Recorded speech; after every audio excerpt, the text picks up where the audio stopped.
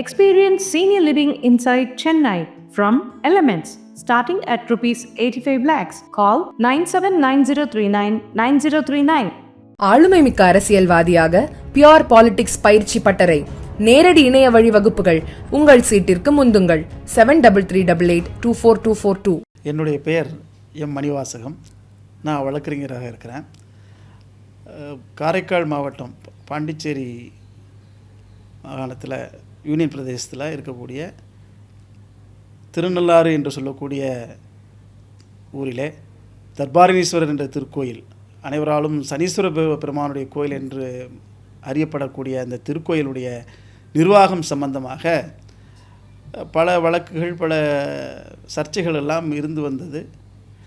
இதை சரி செய்வதற்காக 1995 தர்மயாதினத்தினுடைய மடாதிபதி அவர்கள் ஸ்ரீ சண்முக தேசிய ஞானசம்பந்த பரமாச்சாரிய சுவாமிகள் ஒரு வழக்கு தொடுத்திருந்தாங்க. அதாவது இந்த வழக்கில் தர்பாரணீஸ்வருடைய கோயிலுடைய முழு நிர்வாகமும் எங்களுக்கு தான் சார்ந்தது, அதாவது தர்மயாதின திருமணத்தினுடைய நிர்வாகத்துக்கு மட்டுமே கட்டுப்பட்டது, அதில் அரசுக்கு எந்த விதமான உரிமையோ எந்த விதமான ஒரு ரைட்ஸோ பவர்ஸோ இல்லைன்ற மாதிரி வழக்கு தொடுத்திருந்தாங்க. அந்த வழக்கு 2/2/1999 தீர்ப்பாச்சு. அதில் மடத்தினுடைய பவர்ஸு, ஃபங்க்ஷன்ஸு எல்லாமே டிக்ளேர் பண்ணி அந்த வழக்கு திருமணத்துக்கு சார்பாக தீர்ப்பாயிருந்தது.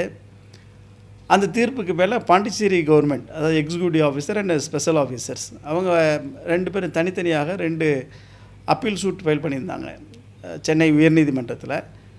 அந்த வழக்கில் 1999 நடந்த தீர்ப்பை 3/8/2012 அன்று நீதியரசர் எஸ் பழனிவேல் அவர்கள் அதில் ஒரு மாடிஃபிகேஷன் கொடுத்து பவர்ஸ் அண்ட் ஃபங்க்ஷன்ஸ் ஆஃப் மடாதிபதி, அந்த கண்ட்ரோல் அண்ட் அட்மினிஸ்ட்ரேஷனுடைய ஃபீசிபிலிட்டிக்காக சில கைட்லைன்ஸை கொடுத்து அந்த தீர்ப்பு வழங்குகிறாங்க. அந்த தீர்ப்பில் என்ன சொல்கிறாங்கன்னா, உள்துறை நிர்வாகம், அதாவது ரிலீஜியஸ் ஃபங்க்ஷன் பொறுத்த வரைக்கும் பாண்டிச்சேரி கவர்மெண்ட் போர்டு கான்ஸ்டியூட் பண்ணணும். அந்த போர்டில் தருமபுரம் மடத்தினுடைய கட்டளை தம்பிரான் அவர்கள் தான் தலைவராக இருப்பாங்க. மற்ற மெம்பர்கள் அவருடைய ஆணையை ஏற்று அந்த நிர்வாகத்தை செஞ்சு வரணும் அப்படின்னு சொல்லி அந்த மாதிரி ஒரு தீர்ப்பு வழங்கியிருந்தாங்க.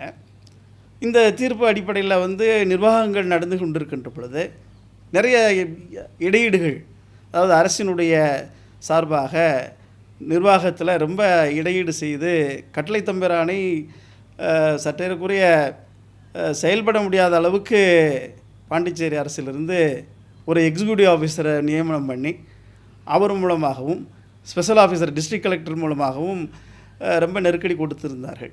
அதோடு மட்டும் இல்லாமல் ஒரு தனிநபர் மூலமாக ஒரு வழக்கு தொடரப்பட்டது. அதாவது நாதன் என்பவர் தன்னை பரம்பரை ஸ்தானிகர், தர்பாரணீஸ்வரர் கோயில் ஸ்தானிகர் என்று சொல்லிக்கொண்டு அவர் ஒரு வழக்கு போகிறார். அந்த வழக்கில் என்ன போகிறாருன்னா, இந்த மாதிரி கட்டளை தம்பிரானுக்கு வயசாகி போயிடுச்சு, அதனால் அந்த பூஜை விஷயங்களில் உள்துறை நிர்வாகத்தில் அவருக்கு நாங்கள் உறுதுணையாக இருந்து பூஜையில் நாங்களும் பங்கு கொள்வதற்கு எங்களுக்கும் அதிகாரம் வழங்கணும் அப்படின்னு சொல்லி மனு தாக்கல் செஞ்சுருந்தார். அந்த மனு நீதியரசர் வி லக்ஷ்மி நாராயணன் அவர்கள் அந்த வழக்கை அரசு, அதாவது டிஸ்ட்ரிக்ட் கலெக்டர் ஆய்வு செய்து கட்டளை தம்பிரானுக்கும் வாய்ப்பு கொடுத்து தீர்வு செய்யணும்னு சொல்லி தீர்ப்பு வழங்கியிருந்தாங்க. அப்படி தீர்ப்பை ஒரு கிளாரிஃபிகேஷன் பண்ணணும். அதாவது ஸ்பெஷல் ஆஃபீஸருக்கு எந்த பவர்ஸும் கிடையாது, அட் த சேம் டைம் கட்டளை தம்பிரான் தான் நிர்வாகத்தினுடைய தலைவர். அப்படின்ற பட்சத்தில் இந்த உள்துறையில் நிர்வாகத்தில் ஈடுபடுறது விஷயமாக மாவட்ட ஆட்சியர் அதை விசாரணை செய்வதற்கு எந்த முகாந்திரமும் இல்லை, அவருக்கு எந்த பவர்ஸும் இல்லைன்னு சொல்லி ஒரு கிளாரிஃபிகேஷன் பெட்டிஷன் கட்டளை தம்பிரான் தர்மபுரம் மடத்தினுடைய கட்டளை தம்பிரான் அவர்கள் மூலமாக கிளாரிஃபிகேஷன் அப்ளிகேஷன் தாக்கல் பண்ணியிருந்தாங்க. அந்த மனு 8/8/2025 அன்று விசாரணைக்காக வந்தது. அப்பொழுது நீதியரசர் அவர்கள் section 4 of Pondicherry HRNC act is struck down as unconstitutional. அதே மாதிரி செக்ஷன் 9ம் இட் இஸ் ஸ்டக் டவுன். அப்படின்ற பட்சத்தில் இதில் உள்துறை நிர்வாகத்தில் எப்படி ஸ்பெஷல் ஆஃபீஸர் வந்து அதாவது டிஸ்ட்ரிக்ட் கலெக்டர் எப்படி தலையிட முடியும் அப்படின்னு கேள்வி கேட்டாங்க. அப்போ அதோடு மட்டும் இல்லாமல் அவங்க அரசு தரப்பில் வந்து ஸ்பெஷல் ஆஃபீஸரை கன்சல்ட் பண்ணிவிட்டு பண்ணணும், அவருக்கு பவர்ஸ் இருக்குது அப்படின்ற மாதிரி அவங்களுடைய வாதத்தை எடுத்து வச்சாங்க. அதில் நீதியரசர் ஒரு பெரிய கண்டனத்தை பதிவு செஞ்சாங்க. அதிருப்தியை வந்து அரசு மேல் இருக்கக்கூடிய அதிருப்தியை அவர்கள் பதிவு செய்தார்கள். எப்படி என்று சொன்னால், அந்த வழக்குக்கு முந்தைய வழக்கில் ஒரு கண்டெம்ட் கேஸும் நடந்தது. அதில் வந்து அதை சுட்டி காட்டி சொன்னாங்க, போன வழக்கில் அந்த பெட்டிஷனருக்கு வந்து அந்த கண்டெம்னருக்கு வந்து 3 ஜெயில் சாய்ஸ் கொடுத்தேன், ஆனால் அப்படின்னு சொல்லி சொல்லாமல் சொன்னாங்க, உள்துறையில் வந்து ஸ்பெஷல் ஆஃபீஸர் தலையீடு பண்ணார்னா அப்படின்னு சொல்லி இந்த 3 ஆப்ஷன் முந்தின வழக்கில் அவருக்கு கொடுத்தேன், ஆனால் இந்த ஆப்ஷன் உங்களுக்கு கிடையாது என்று சொல்லி ஒரு அவருடைய அதிருப்தியை தெரிவித்து, உள்துறையில் மாவட்ட ஆட்சியர் தலையீடு செய்தால் அவர் ஜெயிலுக்கு செல்ல வேண்டியது நிலைமை வரும். ஏனென்று சொன்னால் தீர்ப்பு உறுதியாக இருக்கிறது. செக்ஷன் 4ல் வந்து கமிட்டி கான்ஸ்டியூட் பண்ண முடியாது, போர்ட் ஆஃப் ட்ரஸ்டீஸ் கான்ஸ்டியூட் பண்ண முடியாது, இஸ் பிகம் அன்கான்ஸ்டியூஷனல். அதில் தான் வந்து ஸ்பெஷல் ஆஃபீஸரோட பவர்ஸ் சொல்லியிருக்காங்க. இந்த options of board special officer can function இருக்குது. பட் அந்த செக்ஷன் 4 ஸ்ட்ரக் டவுன் பண்ணியாச்சு. அது அரசு தரப்புலையும் சொன்னாங்க, இது மாதிரி ஏன் கமிட்டி இது வரைக்கும் கான்ஸ்டியூட் பண்ணல அப்படின்னு சொல்லி. அதாவது அப்பீல் சூட்டில் வந்து கமிட்டி கான்ஸ்டியூட் பண்ணணும், அதில் கடலை தம்பிரான் தான் தலைவராக இருக்கணுன்ற மாதிரி இருக்குது. சின்ஸ் 13 இயர்ஸ், அதாவது 3/8/2012 வழங்கின தீர்ப்பு சட்டத்திற்கு 13 ஆண்டுகளாக நீங்கள் ஒரு கமிட்டி கான்ஸ்டியூட் பண்ணாமல் இருக்கிறது அதிருப்தியாக இருக்கிறதுன்னு சொல்லி அதையும் அந்த தீர்ப்பில் பதிவு செஞ்சுருக்கிறாங்க. அப்படி இருக்கிற பட்சத்தில் அந்த கமிட்டி கான்ஸ்டியூட் பண்ணாத பட்சத்தில் கடலை தம்பிரானுக்கு தான் முழு அதிகாரமும் இருக்கிறது என்ற நிலையில் இந்த வழக்கில் வந்து அவருடைய அதிருப்தியை தெரிவித்தார். அதோடு மட்டும் இல்லாமல் பாண்டிச்சேரி அரசு இது மாதிரி சமய விஷயங்களில், குறிப்பாக காரைக்கால் மசூதி விஷயத்தில் கூட தலையீடு பண்ணிங்க, இந்த மாதிரி 2 மதத்தையும் நீங்கள் விட்டு வைக்கல என்று சொல்லி அவர்களுடைய வருத்தத்தை அவர்கள் தெரிவித்தார்கள். இந்த மாதிரி விஷயங்கள் ஆன்மீக விஷயங்களை பொறுத்தவரையில் கோயில் நிர்வாகம் என்பது அந்த காலத்தில் ஆதி காலத்திலிருந்தே அரசர்கள் குருமார்களை நம்பித்தான் இருந்தார்கள். அவர்கள் ஆலயத்தை தோற்றுவிப்பார்கள், அதனுடைய நிர்வாகம் முழுக்க முழுக்க அவர்களுடைய குருமார்களிடத்தில் ஒப்படைத்து விடுவார்கள். ராஜகுரு, குலகுரு என்று சொல்லக்கூடிய நிலையில் குருமார்களை வைத்துக்கொண்டு அந்த குருமார்களிடத்தில் அவருடைய அறிவுரைகளை பெற்று தான் அந்த நிர்வாகம் பண்ணிக்கிட்டு இருந்தாங்க. அது மாதிரி தான் பிரெஞ்சு கவர்மெண்ட் வந்து பாண்டிச்சேரிக்கு வரும்போது கூட இது ஆன்மீகம் சம்மந்தப்பட்ட விஷயமா இருக்குது, கஸ்டம்ஸ் அண்ட் ட்ரெடிஷன்ஸ் வந்து எங்களுக்கு அது தெரியாது, அதனால் மடாதிபதியை வச்சு அதை ரூல் பண்ணணும் அப்படின்னு சொல்லி அவங்களே நிறைய ஆர்டர்ஸ்லாம் போட்டிருக்கிறாங்க.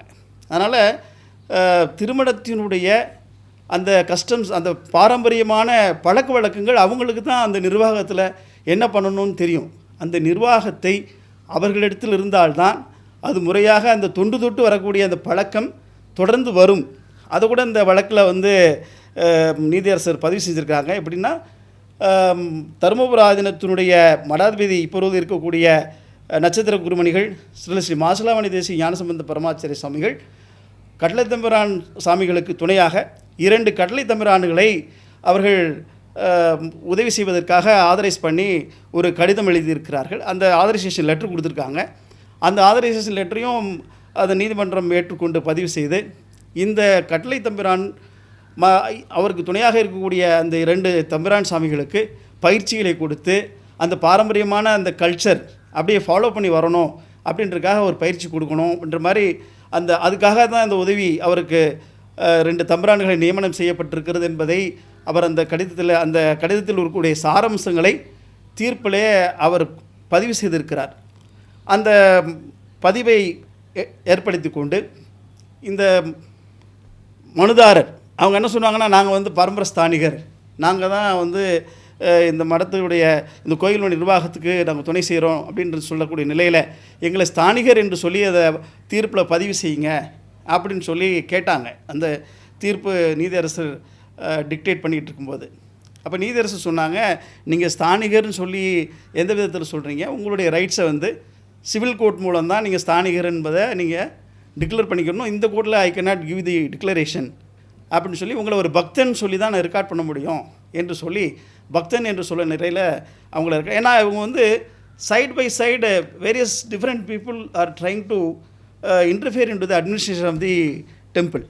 அது வந்து ஸ்தானிகர்னு ஒருத்தர் வராங்க, டிவோட்டின்னு ஒருத்தர் வராங்க, இப்படி வேரியஸ் பீப்புள். இந்த மாதிரி ஆலய நிர்வாகத்தில் தலையீடுகள் இருந்தால் அந்த பாரம்பரியமான கலாச்சாரம், மடாதிபதிகள், குருமார்கள், சிவாச்சாரியர்கள் இவங்களுடைய அந்த பாரம்பரியமான அந்த பழக்க வழக்கங்கள் தொண்டு வரக்கூடிய முறைகள் மாறுபட வாய்ப்பு இருக்கும். அதில் வந்து பூஜை முறைகள் எல்லாம் வழிமாறி போவதற்கு வாய்ப்பு இருக்கும் என்று சொல்லி தான் கடுமையாக கண்டித்தார்கள் நீதியரசர் அவர்கள். உள்துறையில் மாவட்ட ஆட்சியர், ஸ்பெஷல் ஆஃபீஸர் தலையீடு செய்தால் அவர் ஜெயிலுக்கு போகக்கூடிய நிலை ஏற்படும் என்பதை, தீர்ப்பில் இருப்பதை அவர் மீறுகிறார் என்ற நிலை உருவாகிறது. அது இன்னும் சொல்லப்போனால் மீனாட்சி தேவி பவானி என்று சொல்லக்கூடிய தீர்ப்பில் 1986 section 4 of Pondicherry HRNC act and 9 ரெண்டுமே டிக்ளேர்ஸ் அன்கான்ஸ்டிடியூஷனல். அது நம்ம மெட்ராஸ் ஹைகோர்ட் தான் டிக்ளேர் பண்ணியிருக்காங்க. அது மேலே டிவிஷன் பெஞ்சு போனாங்க, டிவிஷன் பெஞ்சு கன்ஃபார்ம் பண்ணிட்டாங்க. அப்புறம் சுப்ரீம் கோர்ட்டில் போய் அதை SLP ஃபைல் பண்ணாங்க.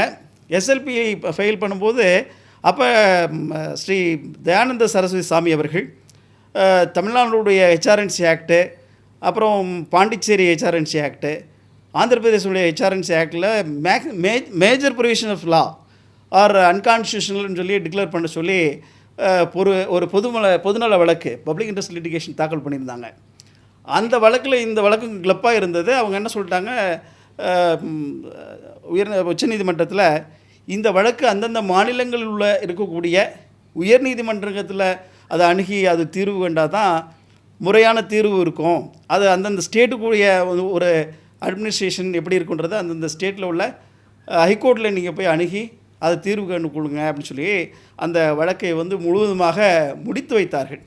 அதை சுட்டி காட்டி சமீபத்தில் நம்ம நீதியரசர் ஆனந்த வெங்கடேசன் அவர்களிடத்தில் ஒரு வழக்கு, அருள்மிகு பாண்டிச்சேரி கோயிலில் தான் அந்த வழக்கில் வந்து பார்த்திங்கன்னா அருள்மிகு ஸ்ரீ சுந்தரமூர்த்தி விநாயகர் ஆலயத்தை சார்ந்தவர்கள் இந்த HRNC தலையீடு, அதாவது பாண்டிச்சேரி அரசோட தலையீடு செக்ஷன் 4 and 9 மீறி இருக்குது அப்படின்னு சொல்லி இந்த வழக்கு தொடுத்தாங்க. அந்த வழக்குலையும் நீதியரசர் ஆனந்த வெங்கடேஷ் அவர்கள் இந்த முன் தீர்ப்பு, அதாவது மீனாட்சி தேவி அந்த கேஸை சுட்டிக்காட்டி அதை வந்து நிர்வாகத்தில் பாண்டிச்சேரி அரசுக்கு எந்த பவர்ஸும் கிடையாது, அந்த ட்ரஸ்டீஸ் தான் அந்த கோயில் நிர்வாகத்தை மேற்கொள்ளணும்னு சொல்லி உறுதியாக அந்த தீர்ப்பு வழங்கி இருக்கிறார்கள். அந்த தீர்ப்பு அடிப்படையில் பார்க்கின்ற பொழுது தர்பாரணீஸ்வரர் கோயில், திருநள்ளாறு சனீஸ்வர பகவானுடைய கோயிலுடைய முழு நிர்வாகமும் including internal and external administration should be vest with தருமபுர ஆதீன கட்டளை தம்பிரான் என்று சொல்லக்கூடிய சட்ட நிலைமை நிகழ்கிறது என்பதை நம்மளால் காண முடிகிறது. அதனால் பாண்டிச்சேரி அரசு இனிமேல் கொண்டு இந்த மாதிரி விஷயங்களில், உள்துறை விஷயங்கள், ஆன்மீகம் சம்பந்தப்பட்ட ரிலிஜியஸ் விஷயங்களில், தர்பாரணீஸ்வரர் கோயிலில் எந்தவித தலையீடு செய்தாலும் கூட அது சட்டத்துக்கு புறமானது, நீதிமன்ற தீர்ப்புக்கு புறமான விஷயமாக அமையும் என்று சொல்லி அந்த மாதிரி விஷயங்களை அவர்கள் தலையீடு செய்கின்ற பொழுது நீதிமன்றத்தினுடைய ஒரு தீவிரமான, அதாவது சிவியர் கான்சிக்வன்சஸ் ஆஃப் கண்டெம்ட் ப்ரொசீடிங்ஸை அவங்க எதிர்கொள்ள வேண்டிய சூழ்நிலையில் அவர்கள் இருக்கிறார் என்பதை இன்றைய தேதியில் 8/8/2025 அன்று மாண்புமிகு நீதியரசர் லக்ஷ்மி நாராயணன் அவர்களுடைய தீர்ப்பு உறுதி செய்கிறது என்று சொல்லி இந்த அளவில் அவங்க இந்த உள்துறை நிர்வாகத்தில் பாண்டிச்சேரி அரசு இனிமேல் கொண்டு தலையிட மாட்டார்கள் என்று சொல்லக்கூடிய நம்பிக்கை எங்களுக்கு இருக்கிறது. அப்படி தலையீடு இல்லாமல் இருந்தால் அந்த திருக்கோயிலுடைய நிர்வாகம் சீரும் சிறப்பாக நடக்கும் என்பது எங்களுக்கு நம்பிக்கை இருக்கிறது. ஸோ இதில் நம்மளுடைய அடுத்த கட்ட நடவடிக்கை என்னவாக இருக்கும் சார்? அடுத்த கட்டமாக இந்த தீர்ப்பை அரசுக்கு தெரியப்படுத்துவாங்க. மடத்திலிருந்து அரசுக்கு தெரியப்படுத்தி இது மாதிரி நீங்கள் கமிட்டி கான்ஸ்டியூட் பண்ண முடியாத சூழ்நிலை இருக்குது, section 4 and section 9 is struck down என்ற பட்சத்தில் உள்துறையில் முழுவதுமாக கட்டளை தம்பிரானுடைய நிர்வாகத்தில் தான் இருக்கும் என்று சொல்லக்கூடிய நிலையை அவர்களுக்கு விளக்கி சொல்லுவோம். விளக்கி சொல்லி அதை தொடர்ந்து மாண்புமிகு நீதியரசர் ஆனந்த வெங்கடேஷ் அவர்கள் வழங்கிய தீர்ப்பு, அதோடு மட்டுமல்லாமல் மீனாட்சி தேவி அந்த தீர்ப்பில் உள்ள அந்த ஃபைண்டிங்ஸை வச்சு சட்ட ஆலோசனைகளை மேற்கொண்டு கலந்து ஆலோசனை செய்து தர்மியாதன குருமகா சன்னிதானம் அவர்களிடத்தில் இது விஷயமாக கலந்து ஆலோசனை செய்து மகா சன்னிதானம் அவர்கள் என்ன உத்தரவு செய்கிறார்களோ அந்த உத்தரவை கொண்டு மேற்கொண்டு ஏதோ சட்ட நடவடிக்கை எடுக்க வேண்டி இருந்தால் அதை மேற்கொள்வோம். அந்த மாதிரி தான் ஒரு சூழ்நிலை இருக்குது. தேங்க்யூ. தேங்க்யூ.